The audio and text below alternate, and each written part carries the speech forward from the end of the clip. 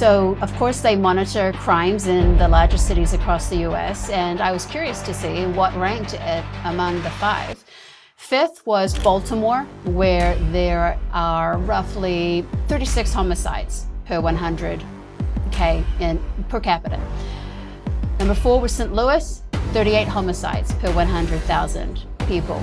Number 3 is Memphis, Tennessee, 41 homicides per 100,000. Number 2, New Orleans, 46 homicides per 100,000. But number 1 might surprise you. Number 1 is the womb, where 26,531 abortions will occur out of every 100,000 pregnancies. So statistically speaking, you have a far greater chance of survival moving to the murder capital of the United States than an unborn baby does surviving their own mother's womb.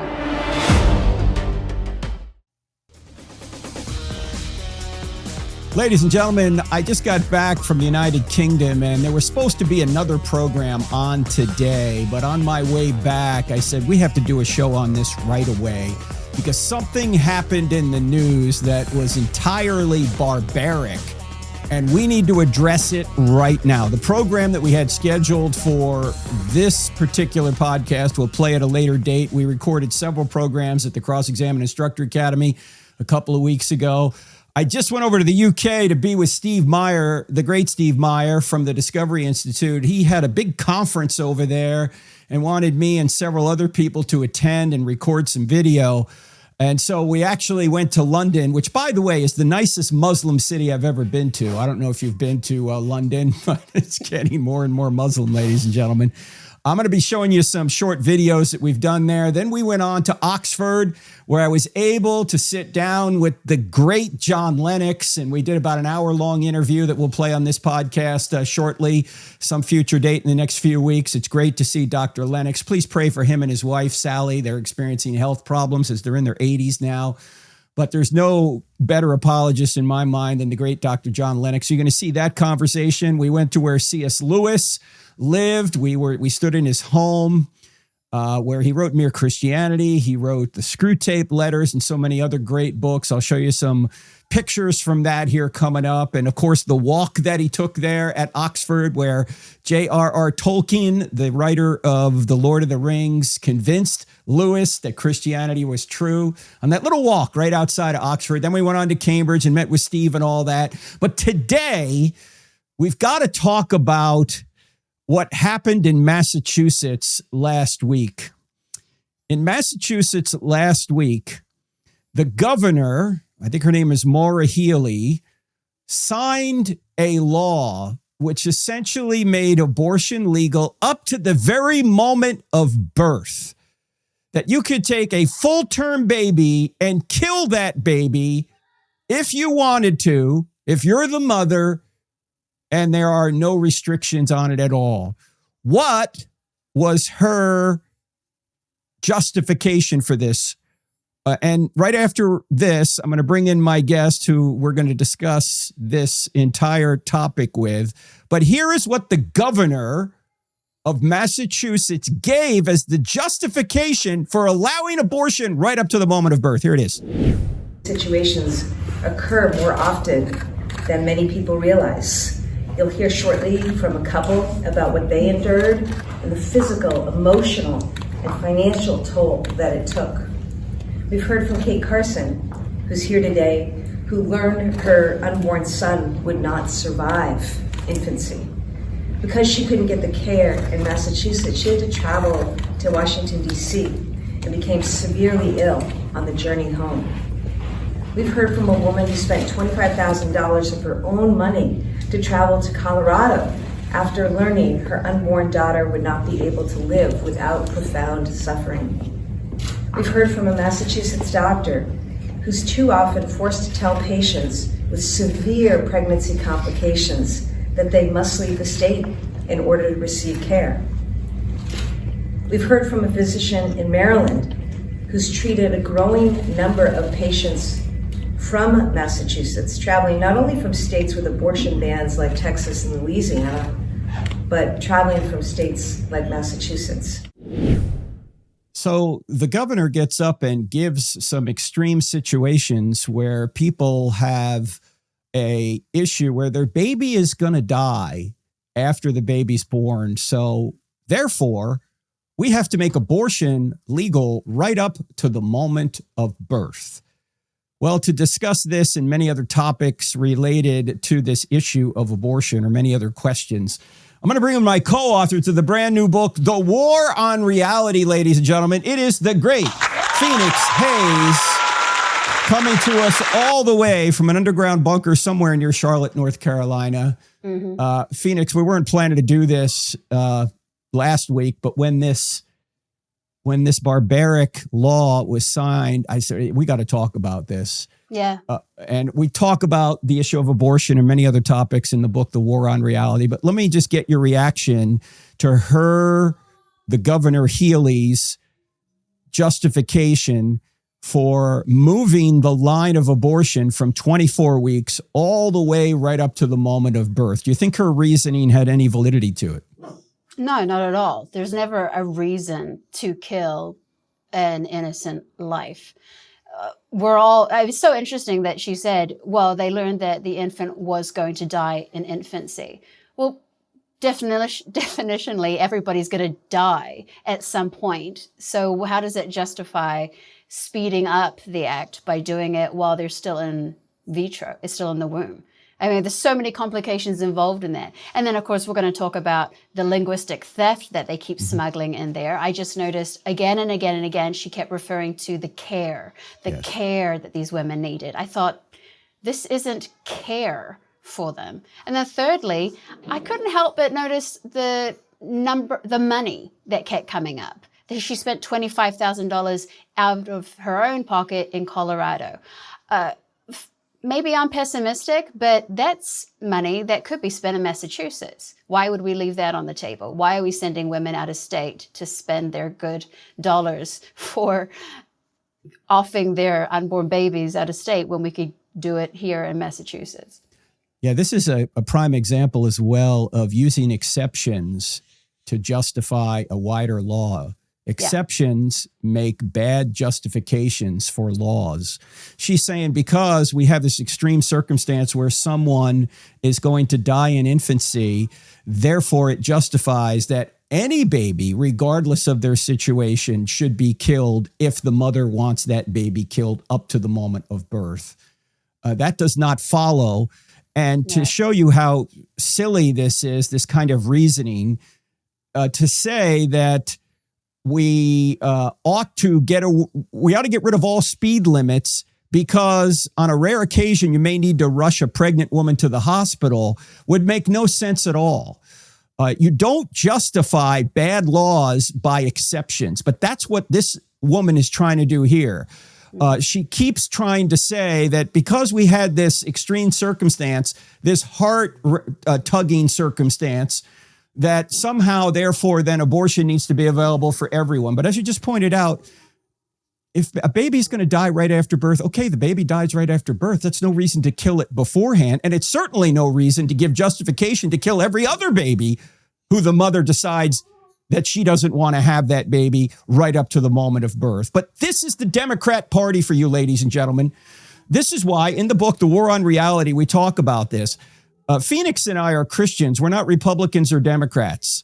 It just turns out that right now the Republican platform lines up closer with the biblical values and biblical commands, not perfectly, but better, far better than the Democrat platform. If 20 years from now, the Democrats have a more biblical platform, I'll be voting Democrat. But I cannot see how any Christian anywhere can justify this law and saying, I'm going to support this person who is putting forth this nonsense that a woman can kill her child right up to the moment of birth. And in order to do this as well, Phoenix, as you pointed out, they are using what is known as linguistic theft. Now, we discussed this in the book, The War on Reality, too. What is linguistic theft?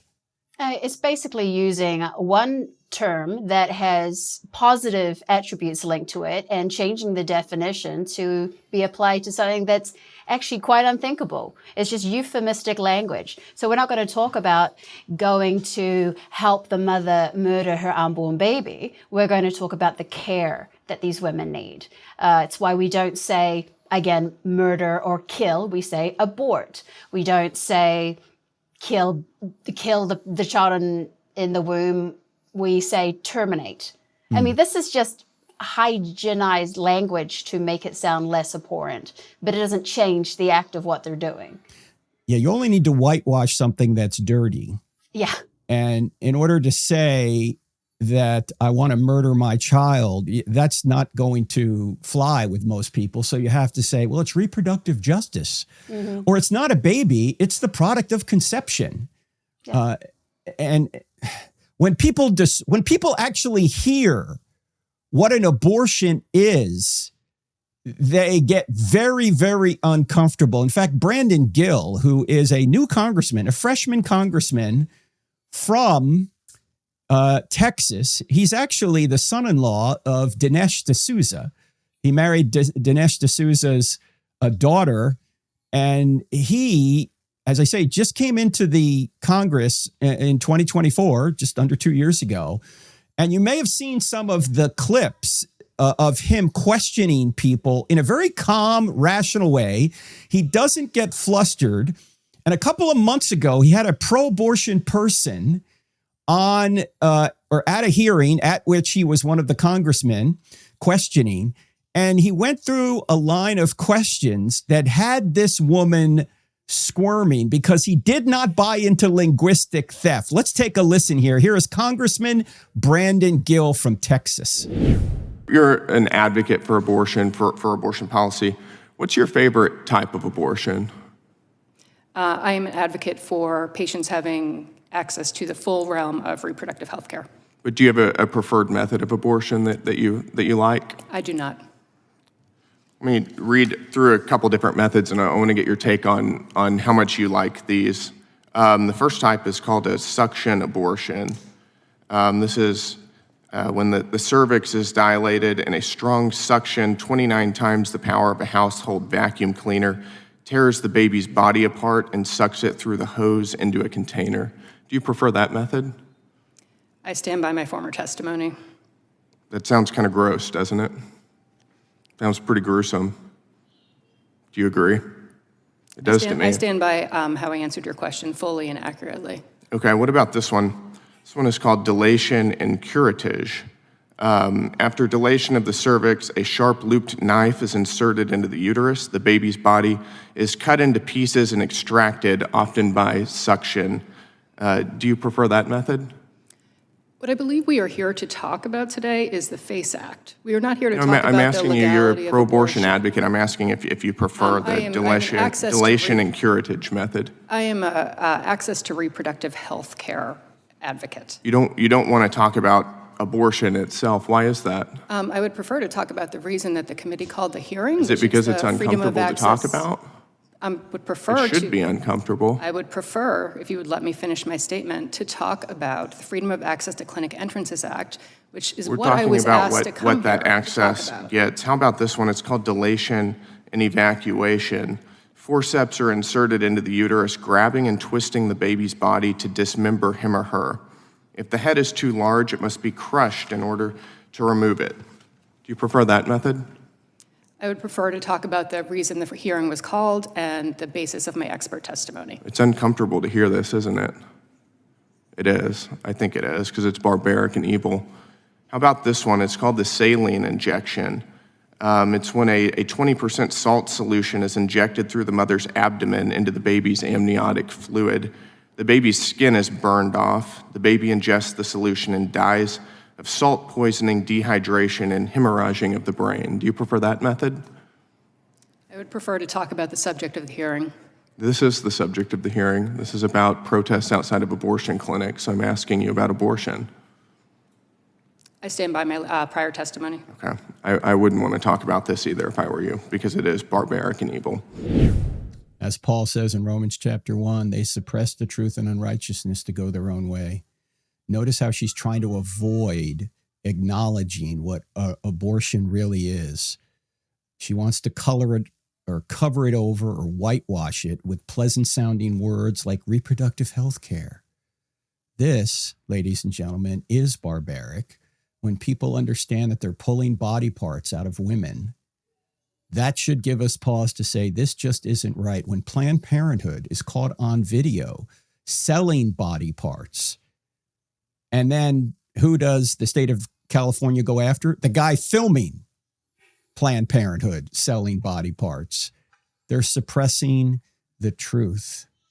This is so painful to even hear, Phoenix. Why do you think the church has not been more effective in dealing with this issue? I think they've been told that they need to stay out of politics. They've been, which is wonderful when you have the magic ability to label anything you want political. There's really no limit in sight now. If it's political, the church can't touch it. And it's just a false claim. The church absolutely needs to speak into issues pertaining to life, morality, human dignity, value, worth, all those things.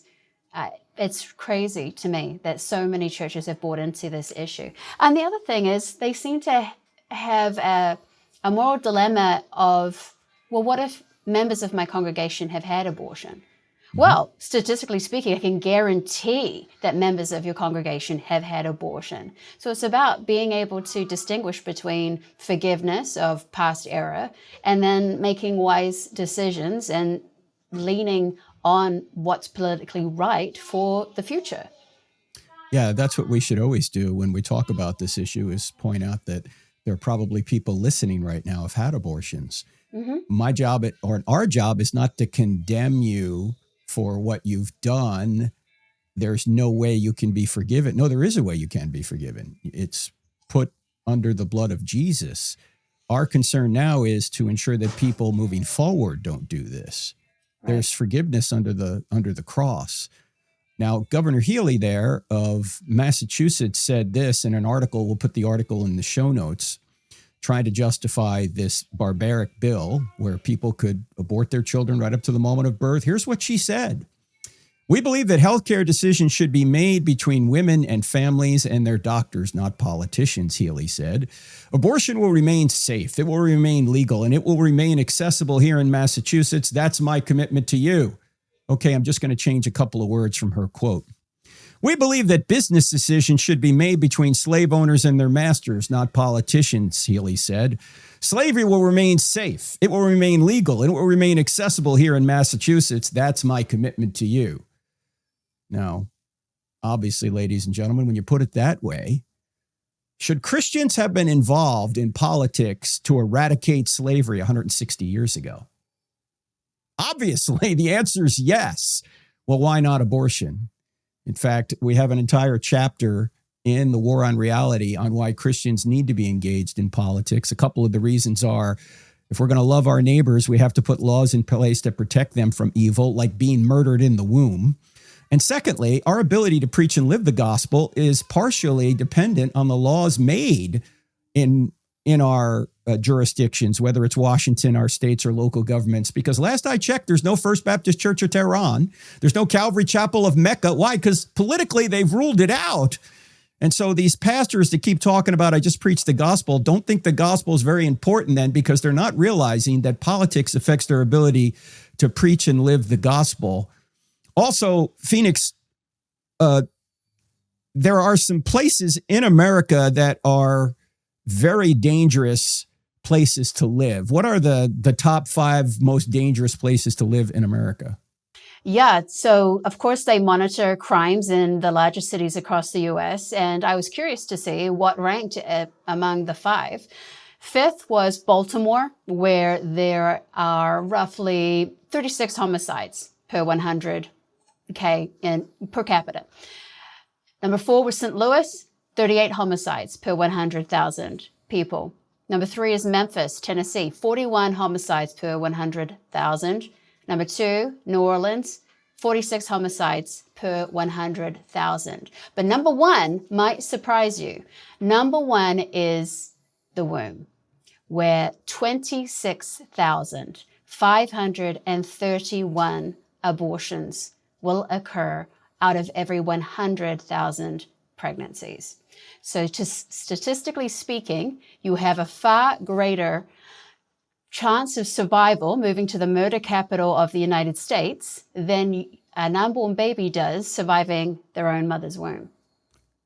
Did you say 26,000 per 100,000? So 26%?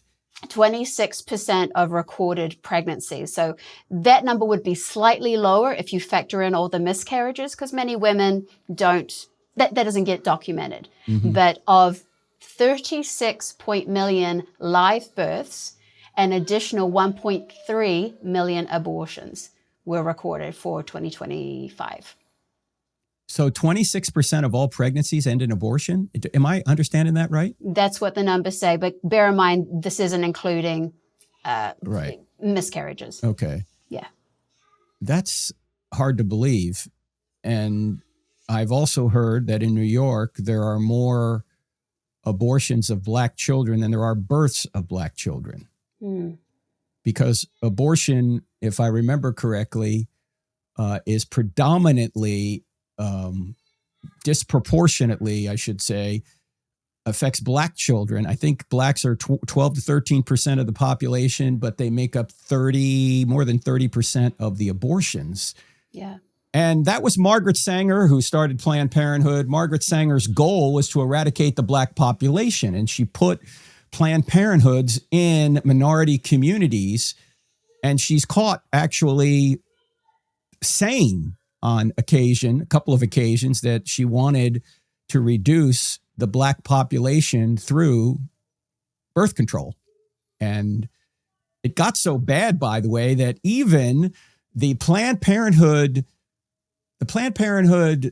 chapter in Southern Manhattan realized that Margaret Sanger was trying to eradicate the Black race, and they took her name off their building or off their office in Southern New York several years ago, despite the fact that she was really the founder of Planned Parenthood. Even they could no longer deny the racist agenda of Planned Parenthood and Margaret Sanger, how this whole thing began here in America. Now, Massachusetts is not the only state that allows abortion to the very moment of birth. Alaska does, Colorado does, Maryland, Michigan, Minnesota, New Jersey, New Mexico, Oregon, and Vermont, and also the District of Columbia. In the entire world, there's only a handful of countries that allow this. Australia, Canada, China, Guinea-Bissau, Mexico, South Korea, and Vietnam. Notice I didn't say Russia. Notice I didn't say North Korea. I certainly didn't say Iran or any of the Muslim countries. This barbaric procedure is allowed in so few places, but America is one of the places it's allowed, especially in largely blue states. And the church has been relatively silent on it, tragically. Why don't we deal with some objections, Phoenix? According to some, since I'm a male, I should have no opinion on this. This is just a woman's issue. What do you say to that? I say that's a genetic fallacy. Truth is truth, regardless of the source. Hey, even if Hitler stood up and decided, hey, I'm going to kill all Jews, but abortion is wrong, he'd still be right about that second claim. I'm not about clarity. Like, truth can come out of dark places. It can come out of places as terrible as a white privileged man. It's not relevant to the conversation. A white privileged man. Yeah, it would be like saying that you can't have an opinion 160 years ago on slavery unless you are a farmer in the South that has slaves. Right. You know, it would be like that would be the equivalent. You can only have an opinion if you know what it's like to try and farm your land without slaves. So you're the only one that can have an opinion. No, it's either right or wrong, regardless of what situation you're in. Yeah. There's And no question. whether or not men or women have an opinion, it's not whether they're men or women that makes a difference. It's whether or not their viewpoint is true and right. So yeah, it's the genetic fallacy. How about the idea of a cutoff? We have this in the book, The War on Reality. They moved the cutoff in Massachusetts from 24 weeks now to right up to the moment of birth. And these are the people who say they're all about science. What do you say to that? Well, we basically call that the magic fairy godmother cutoff date for biology. The people who are advocates of science will tell you that an unborn baby is not human at a certain point. They can't tell you what species it is, but apparently it's not human. Well, every embryologist will tell you, no, this is absolutely human. It's just human at a very, very early stage of development. There's no question over what it is. And yet studies show that this language has been used so much that many young people today do not believe it is human. That's what the law does. It does teach people false things because surely if it were human, we wouldn't be allowed to kill it. Yeah, and they try and say, well, it's not a person, as if that's just arbitrary as well. What do you mean by that? Any human is a person by definition, yet they try and say it's human, but it's not a person. No, that's a false distinction. It's a distinction without a difference. What about size, Phoenix? Size, right. Yes, it's very small, so it shouldn't be considered a human. Exactly. So, I mean, who decides? Is it the size of a pea? Is it the size of a cantaloupe? I've been pregnant 4 times, and I remember getting the weekly updates of what fruit size the baby was. I mean, what's the cutoff date? Watermelon? Was that well, not in Massachusetts anymore. You track it all the way through. If you've got, what does this say about people who have dwarfism? Right. Do they have less human right and value than someone of regular height? It's just ridiculous. Yeah, you come up with these arbitrary points to say, well, this person is a human being and this person is not, when in fact, scientifically, from the moment of conception, that is a human being. Mm-hmm. And when people say it's just a clump of cells, well, we're all a clump of cells to a certain extent, right? But that doesn't mean we're not a person that deserves protection. That's what the Christian worldview will do. It will ensure that a human being, regardless of their size, regardless of their level of development, regardless of their environment, regardless of their degree of dependency, deserves protection because they're made in the image of God. And what I just did there, ladies and gentlemen, was something called SLED, S-E-L-D. The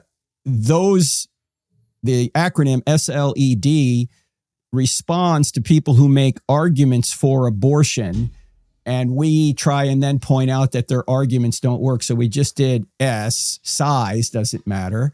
How about a level of development? Why would that matter? L in SLED.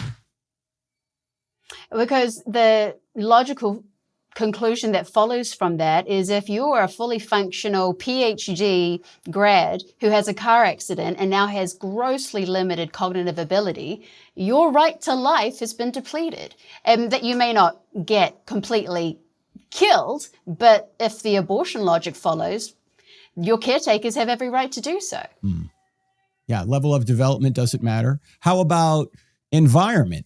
The E in SLED. Why is that not a determinant for whether or not someone's a human being? Yeah, so we talk about this actually in the introduction to our chapter on the war on politics and law. Human rights are not negotiable according to geographic location. So just as, for example, we use the story of Solomon Northup, the man who wrote the memoir 12 Years a Slave.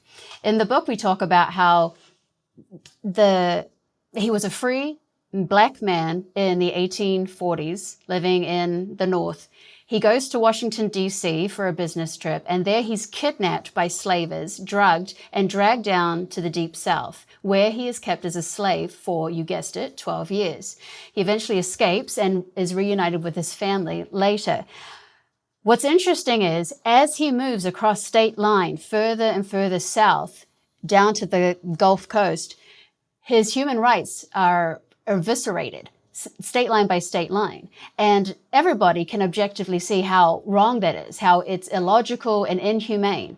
And yet today, the exact same thing happens to the unborn if you were to start in Alabama and work your way up the East Coast to New York, DC, New York, and now even Massachusetts. The right to life is protected from conception in, I think it's Louisiana.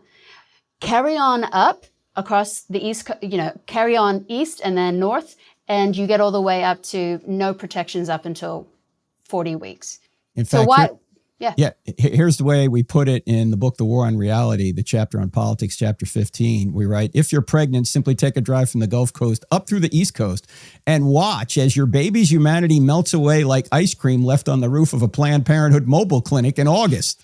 Yes. At the time we are writing this, you can start in Alabama, where your baby is legally protected from conception, but cross into Georgia and South Carolina, and according to law, that humanity needs 6 weeks to kick in. By North Carolina, it's 12. Virginia bumps up to 27. And in Washington, D.C., the nation's epicenter of justice, you'll find it's perfectly legal to kill a full-term baby on its way down the birth canal. Same child, same heartbeat, different zip code. That's yeah, right. well, now in Massachusetts, you can do the same thing. Mm-hmm. Where is the church on this? Why aren't people speaking up about this? Even some Democrats I saw online were saying, this has gone too far. But the Democrat Party is still for this, and they even want you to pay for it.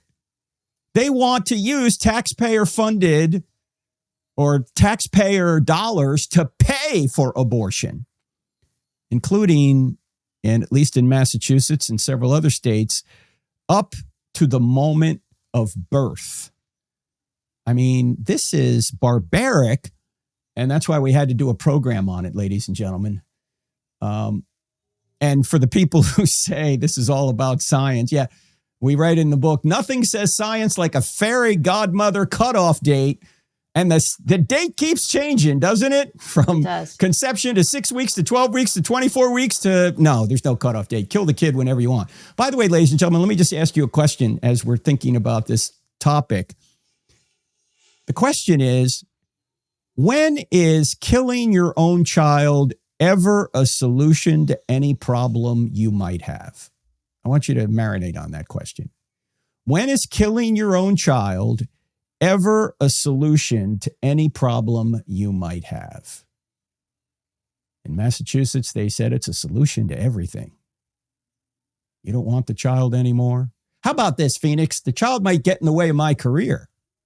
Oh, well, that's definitely been used before. In fact, I think it was recently the actress Anne Hathaway famously told The View that sometimes abortion can just be another word for mercy.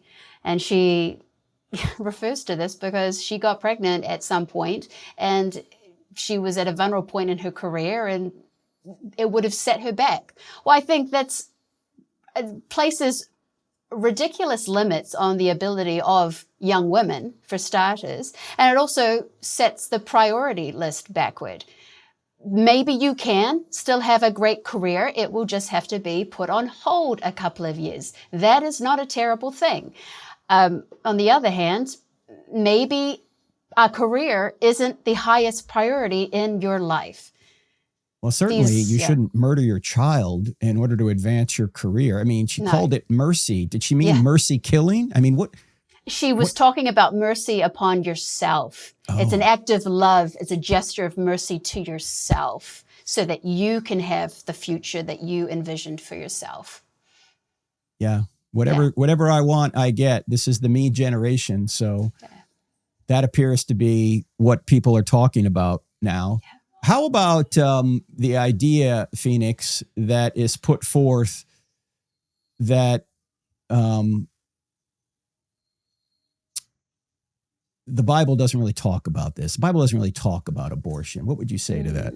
Yeah, I would say, the Bible was written over a course of 1,500 years at a time when we didn't have the services available that go into the detail of abortion. But it is absolutely clear on the value and dignity of all human life. And it repeats both in the Old Testament and the New Testament that it is absolutely unacceptable to commit murder at any time.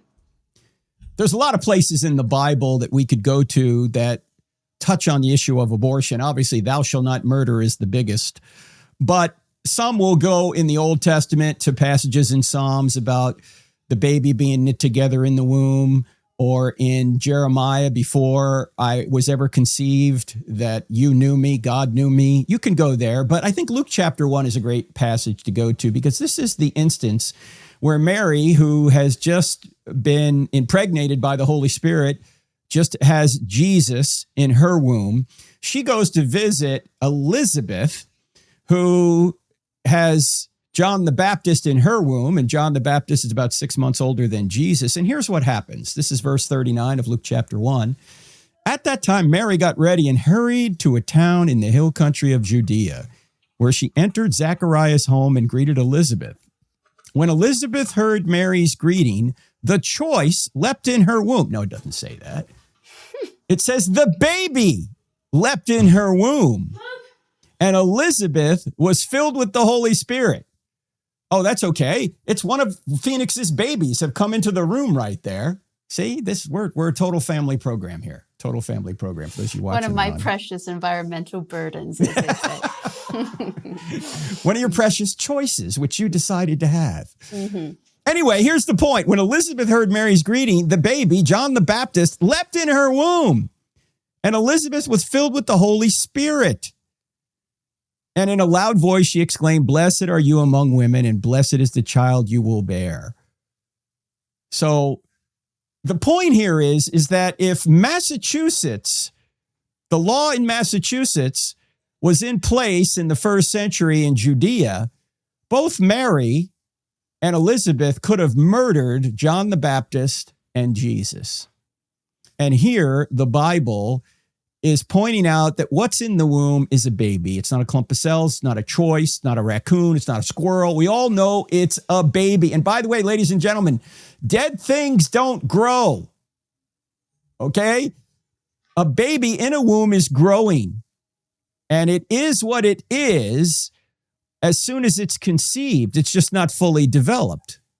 It's not fully. How about viability? You hear this all the time, Phoenix. Viability. That's the cutoff. Once the baby's viable, then we're going to protect it. Why is that a bad standard? Because there are plenty of adults who are put on life support who are no longer independently viable. They require instrument. I'm going to release my HIPAA. I'm a type 1 diabetic. I'm not viable without medical intervention. Many of us aren't. But my life still has value. Yeah, I know some teenagers who are not viable. Right. By the way, if you leave them alone, they'll die. Right? A baby, an infant isn't viable. An infant is going to die if you don't take care of the baby. Mm-hmm. So that's a silly standard as well. Mm-hmm. How about this issue of choice? We hear choice all the time. Now, choice is a good thing. This is where linguistic theft comes in. We use the word choice because people rightfully like the word choice. We should have choices, but we shouldn't have choices to do evil. And we shouldn't promote evil, but what do you say about it? Choice. Well, it's become placed as one of the highest goods, the ability to choose, the autonomy, to be the authority over one's own life in every way imaginable. In fact, before we get onto choice, is the matter of consent, because consent implies choice. I freely chose this, right? So this is why people love to bring up the rape exception, as if that baby is somehow less yours because it's the result of a crime like rape. But even people are quoting the same passage you quoted, Frank, from Luke chapter 1 about Mary giving the angel Gabriel or the Holy Spirit consent to cause her to carry Jesus. That's James Tallarico, who's running for Senate down in Texas, and he's a wolf, by the way. He claims to be a Christian. He is contradicting Christianity at almost every turn. He recently just said that it would be immoral to teach kids Bible stories in school, yet he's the same guy that wants drag queen story hour in school, and he calls himself a Christian? Are you kidding me? Anyway, he tried to say that you had that Mary somehow gave consent to Jesus, to bear Jesus. And Right. so somehow he's relating this to abortion. A woman has to give consent, and therefore, if she doesn't give consent, then abortion's okay. But anyway, go ahead, complete the thought. Yeah, Tellerico is the equivalent of a vegan who loves meat. I mean, that's his Christianity. But yeah, he says, well, Mary was asked by Gabriel and she consented, and therefore it was all fine. Exactly. Where does it say that? No, it says Mary asked the angel, how can this be? I'm a virgin. She asks about the pragmatics. How is this possible? And then he explains, and she says, I am the Lord's servant. Let everything you've said happen to me. There is a submission there. There isn't a, I'll decide if you can do this or not. She's accepted it's happening, and she's decided to yield to it. She accepts the honor. But back to choice, we're talking about this obsession with choice. It's interesting. There's a study done that we talk about in the book that basically the more choices we're given, the more unhappy we are when we make a choice, because we're always wondering if we made the right one. So not only does choice make decision more difficult, it makes us less satisfied with the decisions we make. This is why a lot of marriages end because of choice, not because of abuse, not because of infidelity, not because of anything like that, but simply, I have the option to leave. Should I leave? Yes, I will. Same thing with, I have an unplanned pregnancy. Should I keep it? Maybe this is a good option. No, I won't keep it. Choice is just absolutely destroying our nation. In fact, we have this one line. Ours is a culture drunk on the illusion of autonomy, proudly shouting, my choice, while ignoring the devastation those choices leave behind. Here in America, choice has intentionally killed more than 66 million unborn children. Choice throws away around 2 million unwanted embryos annually through unregulated in vitro fertilization, 2 times more than abortion. Choice has ended tens of millions of marriages, with the most serious pain borne by the innocent children involved. And lastly, choice has mutilated and chemically castrated thousands. We're not against choice per se. We're just against choice to do what is obvious evil. And the choice to murder your child is an obvious evil. And it's almost now supported by the Democrats as if it's some kind of sacrament. In fact, Peter Kreeft, the philosopher from Boston College, pointed this out not long ago. Notice that the pro-abortion people use the same language that Jesus used when he said, this is my body. This is my body. That's their justification. This is my body. Of course, not acknowledging there's another body involved. And generally, you do have a right to do what you want with your own body, generally, but not if you kill another body in the process. And that's what's happening here. This is my body. You know, back 30 years ago when Bill Clinton was in office, you know, he claimed to be a Baptist and he's personally pro-life and all this, but he wanted to keep abortion safe, legal, and rare. And my question was always, why would you want it to be rare if you're going to keep it safe and legal? There must be something wrong with abortion to say you want it to be rare. Now the Democrats are saying, shout your abortion, celebrate your abortion. There was applause when this law was signed in Massachusetts by a whole bunch of women standing around her, the governor, as she signed basically the deaths of several babies in her state, the death warrant for several babies in her state. Because if the mother decides, the baby no longer has a right to life. That just doesn't follow, ladies and gentlemen. But that's where we are today. And it's largely because the church has not been effective. We have not been effective in dealing with this issue. We're too afraid that we're going to offend somebody when babies are being literally scalded in the womb, cut up in the womb, body parts being taken out, being partially born and having their brain sucked out. And we don't say a word because we're too afraid somebody's not going to like us.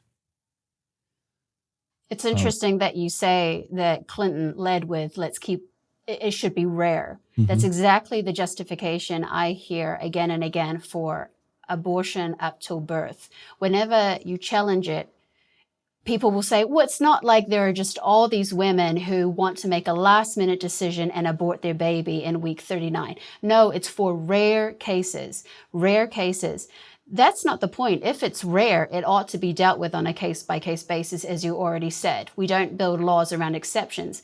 But the second point is, if it's rare, but the law is in place, the law is still a teacher. And Yes. what logically follows from this is, even if it's rare now, the state has decided that human value does not kick in until they've taken their first breath out of the womb. And if that's true, then it actually doesn't matter for any reason why you choose to abort in week 39, week 40, it's irrelevant because it's legal. Speaking of first breath, that's the other one, Frank, that comes up a lot. The Bible doesn't consider life beginning until first breath. You know who they use as an example of that to prove their point? Someone who was, do you remember when he was in the womb? Yeah, right. Exactly. It's like, why are you using someone who's never in the womb as your example? Mm-hmm. So, yeah, that of course doesn't make any sense either. But they're not about making sense. They're about covering up a crime with nice sounding language. Mm-hmm. It's reproductive justice. It's healthcare. Abortion is healthcare. You can say that 1,000 times. It doesn't make it true, ladies and gentlemen. Abortion is not healthcare. Someone is always dying in abortion. Always. Now, there's extremely rare instances where abortion is justified. One of them is a fallopian tube pregnancy. But the purpose of ending a pregnancy and a fallopian tube pregnancy is not to kill the baby. The purpose is to save the mother. The baby's not going to make it anyway. Right. So what you're doing there is you're not intentionally killing the baby to kill the baby. You are removing the baby from a situation from which the baby cannot recover. And the woman would die if you left her in that condition. But other than that, there are extremely rare. In fact, there was an article right after this particular law was passed in Massachusetts where a OB/GYN doctor was pointing out in the third trimester, there's no reason to do an abortion. If there's an emergency, you do a C-section. That's what you do. And you take the baby alive. But the cult of death, the party of death, the Democrats want this as their sacrament, and they have it. And it's because the church hasn't spoken up that this continues. Now, by the way, if you're upset about this, I don't care. I don't care if you're upset about it. This is the truth. I mean, I'm sorry you're upset about it, but if our job is to tell you the truth. If this has happened to you, it's happened in your life, repent, put it under the cross, and become an advocate for life. But killing people for convenience is never the solution. And there's so much more we could talk about on this, Phoenix. We have a lot more in the book, The War on Reality. But wrap us up before I give a couple of announcements that I need to make of events coming up. Yeah, the one thing that came to mind as you were talking about, for example, an ectopic pregnancy, definitionally doesn't even fall under abortion precisely because of what you said. It is not the intentional killing of a baby. It is the intentional protection and ensuring the life of the mother. The desire is not a dead baby. The desire is a living mother. And then further to that, I have this week, since the Massachusetts decision, I've seen the most just stupid comments where people have said, hey, I had an abortion at week 31. That child is now 5 years old. They're talking about an elective cesarean section or an induced labor as being under the category of abortion because they had someone medically intervene to remove the baby. That's not abortion. Otherwise, every delivery would be an abortion. It's just, this is why definitions matter, because people slip in all kinds of things if they can get away with it. And we as the church often let them get away with it. We're supposed to be salt and light, ladies and gentlemen. We're supposed to preach the truth, because if you know the truth and you accept the truth will set you free. By the way, that implies if you don't have the truth, you're in bondage. You're in bondage to your own sin. You're in bondage to making decisions like this that hurt and kill people. And we wouldn't be loving if we said, hey, it's okay. It's okay to do. No, it's not. It's not okay to do. And yet our culture says it is, because our culture has flipped the authority from God-given moral rights to whatever you want is what you should get. And of course, that just leads to chaos, because why should it even end at abortion? I mean, there are atheists out there like Peter Singer who says, well, parents ought to be able to kill their children up to, say, 28 weeks after birth. He's an atheist, of course. Well, why 28 weeks? Why not 28 months or 28 years? It's just arbitrary. We have to stand for life, ladies and gentlemen. And that's what we're trying to do. That's what we try to do in the book, The War on Reality. Phoenix, where can people learn more about the book, and why should they order it, pre-order it? It comes out September 8th. Why should they pre-order it? What good does it do? Well, first, if they want to learn more, they can see a pretty cool looking book trailer at thewaronreality.com. Make sure you add thewaronreality.com, and you can read more about it, hear a cool trailer, and see all the places you can buy it. But the reason why pre-orders matter, Frank and I have talked about this before. We're not in it to make money. We don't care. This is about showing the world, showing Amazon, showing all the different commercial outlets that pay attention to pre-order numbers, that the world is interested in hearing this message. So they pay a lot of attention to the number of people making purchases before the release date. If you guys want to order 10 cases of the book after the release date, that's great. But really, it's what happens before the release date that will make the difference between whether this book only exists in Christian outlets like christianbook.com, or if it actually makes it to a secular bookshelf like Barnes & Noble, Walmart, Target, these kinds of places. And that's honestly where this message needs to get out the most. Also, Amazon will promote it more if they see that they have a lot of pre-orders. So wherever you pre-order it, just save the receipt. And if you go to thewaronreality.com and put in the receipt there, we're going to send you chapter 10, which is the chapter you really need to understand if you want to know what's going on in our culture, why there is a war on reality. It has to do with cultural Marxism. And there's a chart in that chapter that once you see this chart, it's going to click and you're going to, oh, I got it now. Now I know why these crazy events are going on in our culture. Now I know why people are saying men can have babies, and why there are gays for Gaza, and why we're actually promoting racism. This chart will show it to you. You can get it in advance if you purchase the book, The War on Reality, and go to thewaronreality.com and put in your receipt there. We're going to send it to you. You're also going to see that Erica Kirk wrote the foreword for the book. The book is dedicated to Charlie Kirk. The first chapter is all about Charlie and what happened that day and what happened leading up to that day. And then Charlie winds up throughout this book, because so much of what he was fighting for, we're fighting for, because we're trying to fight for reality, and there are many people out there fighting against reality. So check it out there. Also want to mention, ladies and gentlemen, that this weekend I'll be out in St. Louis at Maryland Heights, St. Louis. I think that's the name of the town. Let me make sure that's the case. It's going to be the 22nd and 23rd, Grace Church, Maryland Heights. Then the following week, we're going to be at Cross Point Church in Duluth, Georgia. That's the 30th. And then the very first event of the college tour, and this year the college tour is going to be The War on Reality versus Jesus. We're going to be at Western Carolina University on the 1st of September.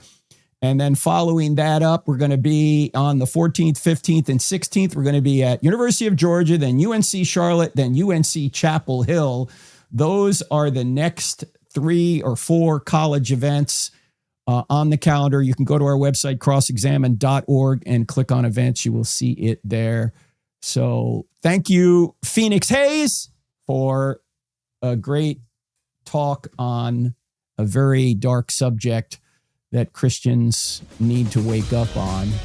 And Lord willing, we're going to talk more about issues like this coming up.